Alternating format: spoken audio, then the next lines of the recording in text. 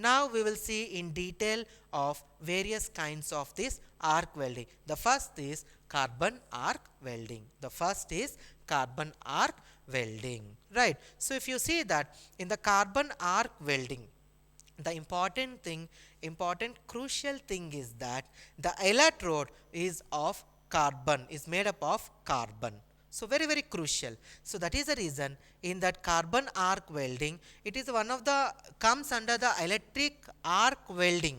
It's one of the process comes under carbon electric arc welding. Carbon arc welding will comes under electric arc welding. It's one of the process under arc welding. So what in which again for every arc welding, first we will brush up what is that principle of that arc welding, how we are going to join two disjoint metals in a carbon arc welding. Before that we will say that what is the principle of an arc welding. As in the case of this carbon arc welding is also comes under the arc welding technique, and in which or arc welding category in which the arc is struck between the two carbon electrodes or the carbon electrodes and the base metal.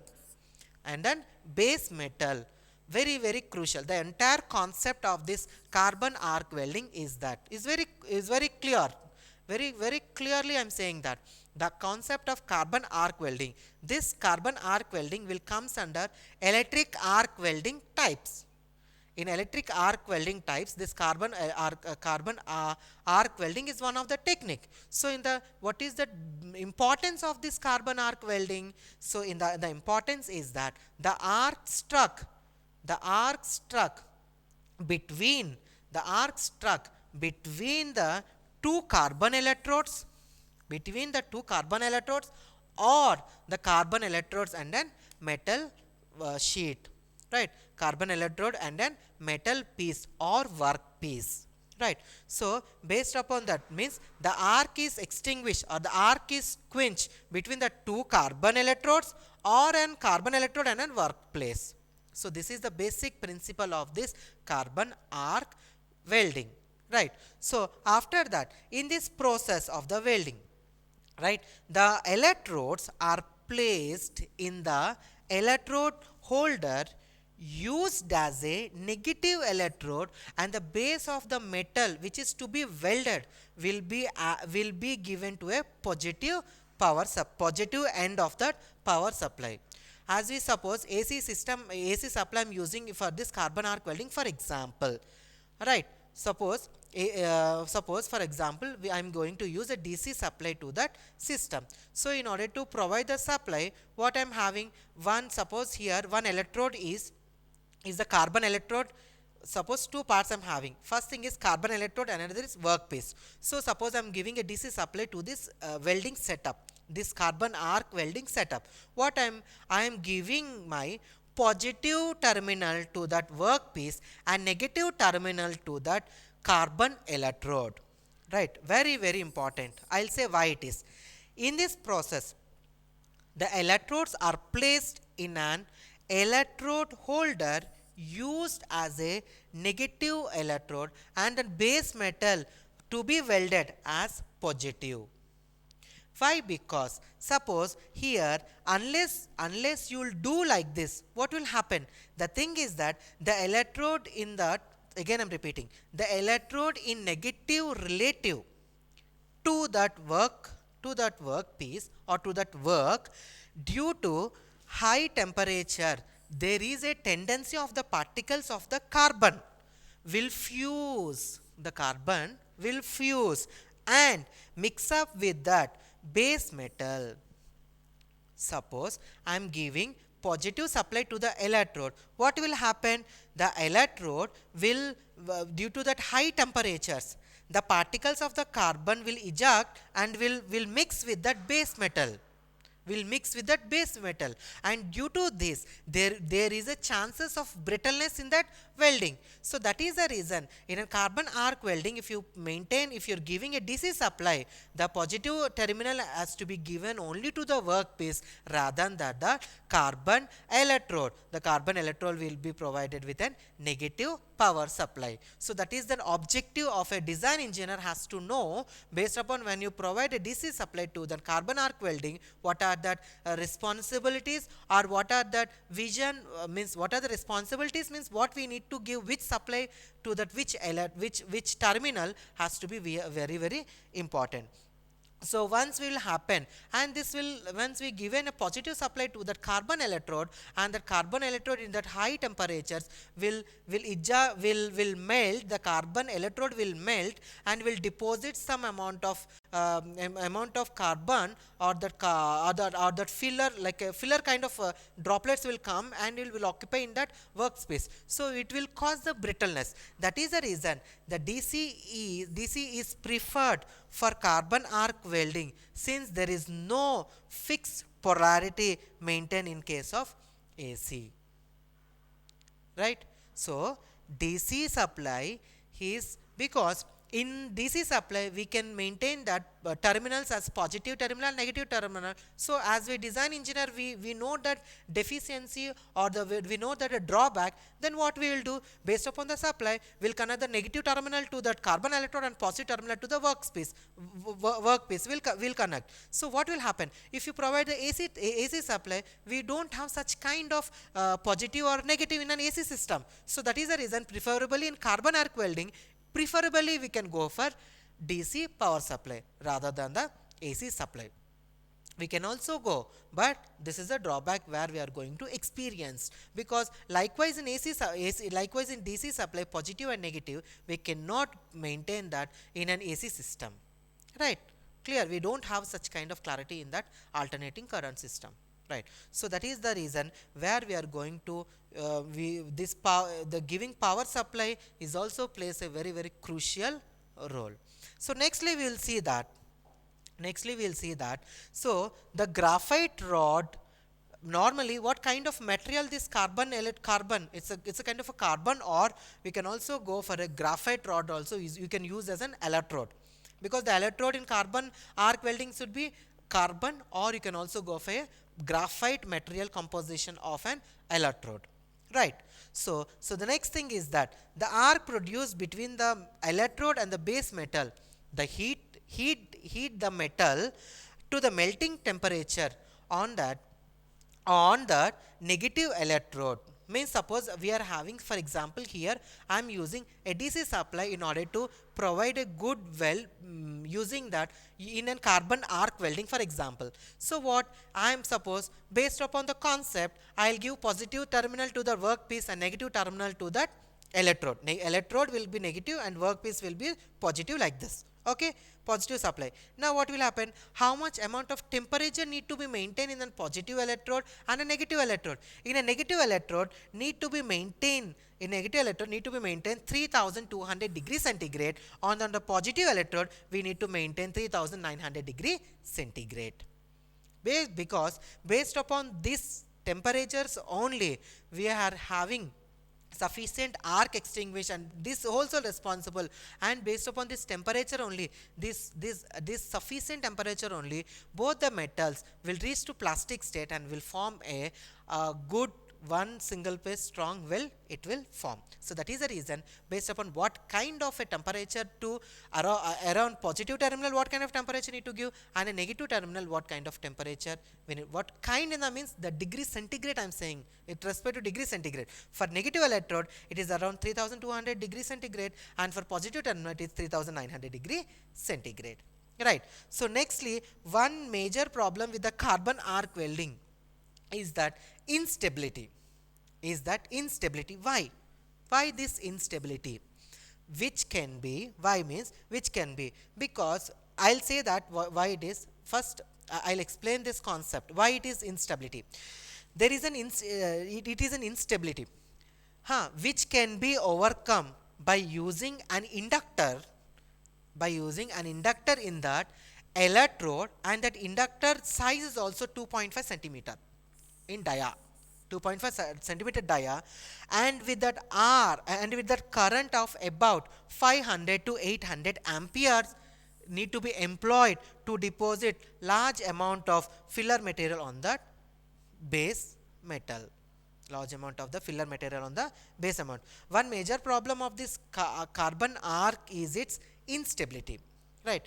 Because based upon the supply, as we now clearly say that based upon the supply, which terminal we need to provide for that carbon electrode and which terminal we need to provide for the workspace. So based upon this instability, the one major drawback is that suppose we need to maintain that maintain that stable, that arc, because sometimes there is instability, means that here instability means we will not, the outcome will be disturbed, the outcome will not be a proper welded kind. So based upon that instability, I am saying instability in that, based upon that total setup, what will happen if suppose in order to overcome that instability, what we are using an inductor in the electrode.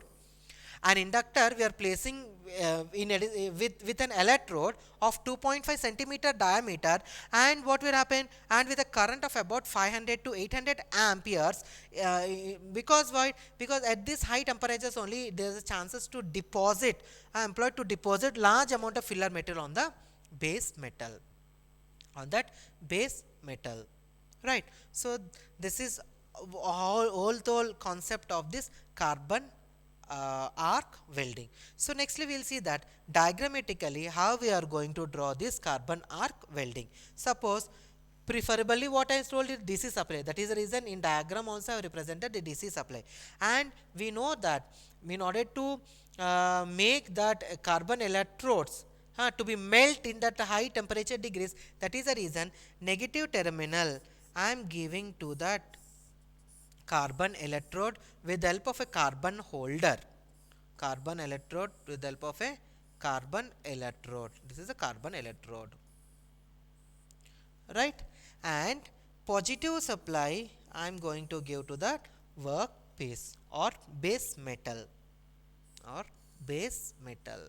So here the arc will quench, arc will quench.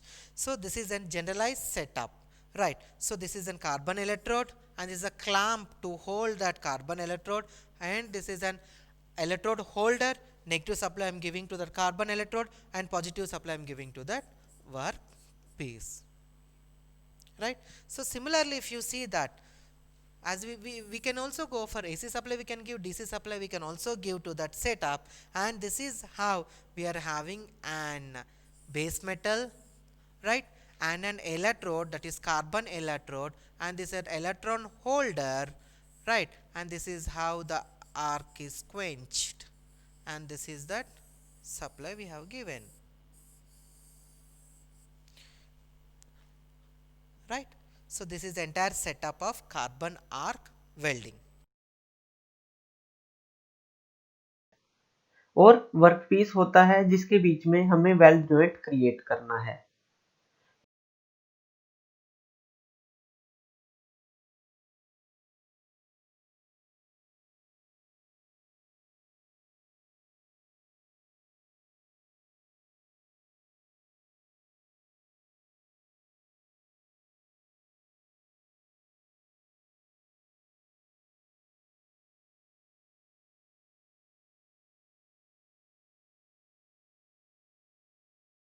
Hey guys, welcome back. What I have here today is an old carbon torch. This is really old technology.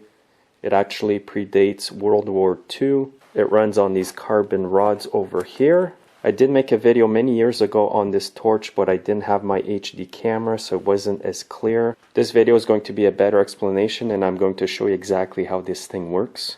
First of all, this torch is made by Lincoln. They're not available anymore. It's actually really good quality. It's got quite a long cable over here. I believe it's about 12 feet long. And at one end the cable is like this, and at the other one it's a clamp.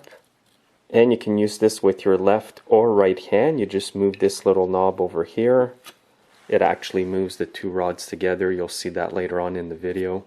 And if you Google carbon arc torch, there are instructions online on how to make one of these yourself. And over here are the rods that I use for that. And they have an outer copper lining. You can get these at any welding shop usually, although they may be getting harder to find nowadays. And this is my Lincoln AC225 welder that I use to run the carbon torches. Before you use your carbon arc torches, you want to make the tip of the rods pointy. I use my grinder for that. Make sure you wear safety glasses while you do this, and it would not hurt if you wore some kind of mask.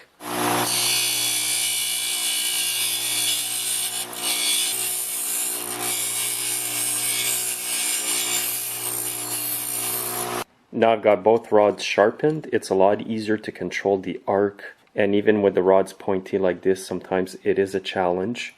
Now I rarely ever use these torches in my shop anymore because I do have a set of oxyacetylene torches now. But when I did use them, it was to heat up parts that I couldn't get apart. For example, nuts and bolts that are seized, pulleys that are seized on shafts as well, and other metal parts. It came in very handy for that. The downside to this is that the flame is hard to control. It's a big flame. It's not as accurate as oxyacetylene torches, so you do have to be extremely careful using it because you don't want to end up melting your parts. And I'll show you how to set up the rods. You just put them in here.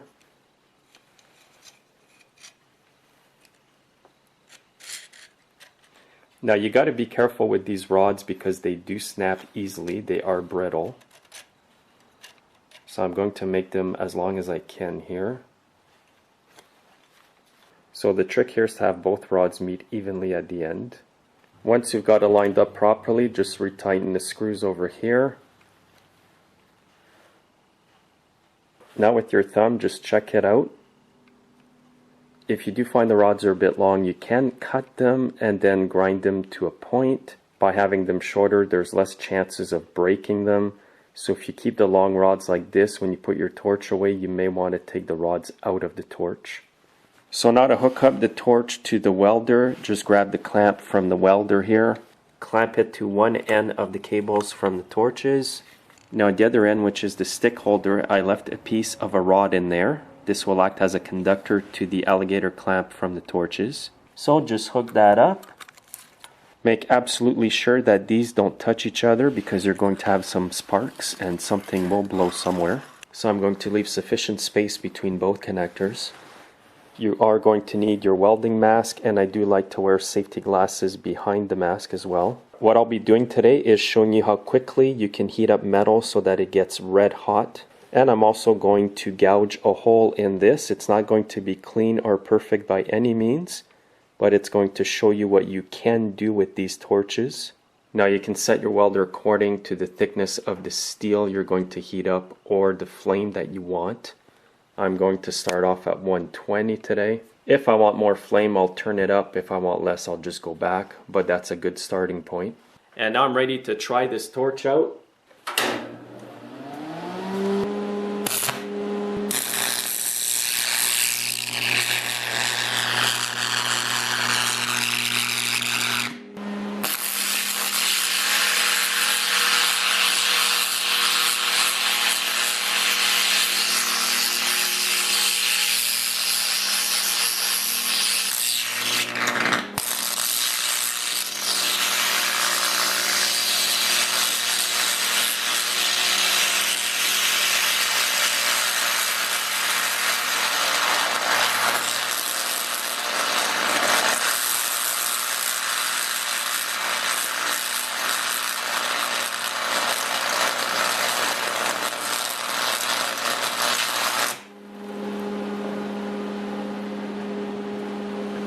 So as you can see there, I got that piece of metal red hot. But you can see in the process that the flame is not accurate. It's all over the place. And here's what the rods look like after a bit of use. You can see the pointy end is gone. Now you can take them off and make them pointy again, or just keep using it the way it is. If you're busy, you won't have time to keep taking them off. If they're not aligned anymore, you just basically loosen the thumb screws and readjust them. They don't seem too bad for now. Now I'm going to turn the heat up to 135. I'm going to try and burn a hole right through this small metal plate here.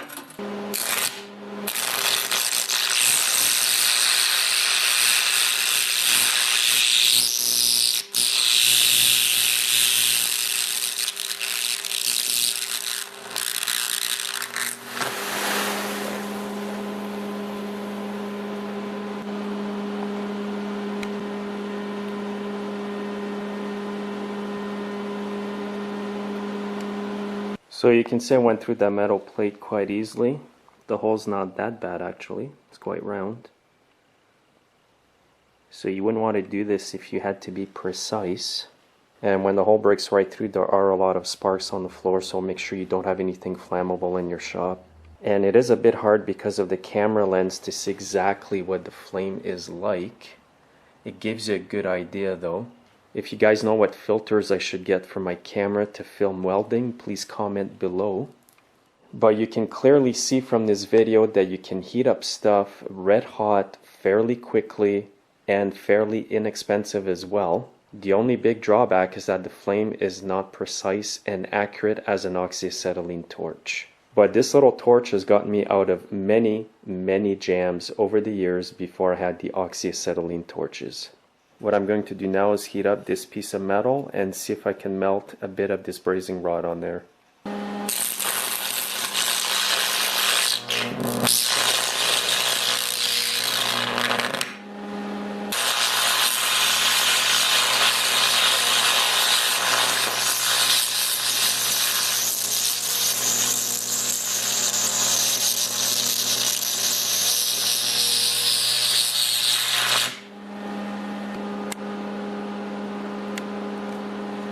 There it is cooling off, and it was quite fast.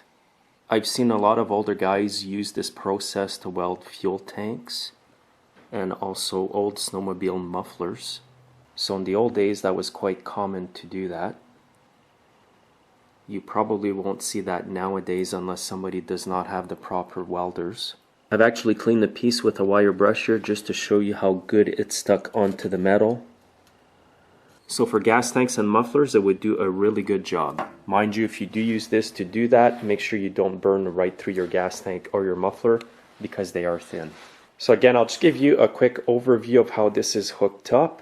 You get the two cables coming out of your welder. One goes to one cable on the arc torches, and the clamp from your welder goes on to the other cable of your torches. I don't think it matters which you connect to what, but I've always connected the flat end of the cable to the clamps on the welder. So if you do come across an old set, it's going to have one flat end and one end with an alligator clip, and I just put an old rod in the rod holder of the welder that hooks up to that clip. And then you just have your carbon rods that you can adjust properly. You can adjust them up or down depending on what you're comfortable with. And again, when you're done, I recommend that you take them out of the torches so that they don't break. And I'm going to take them out right now because I've had the torch fall before with new rods like this and they just snapped.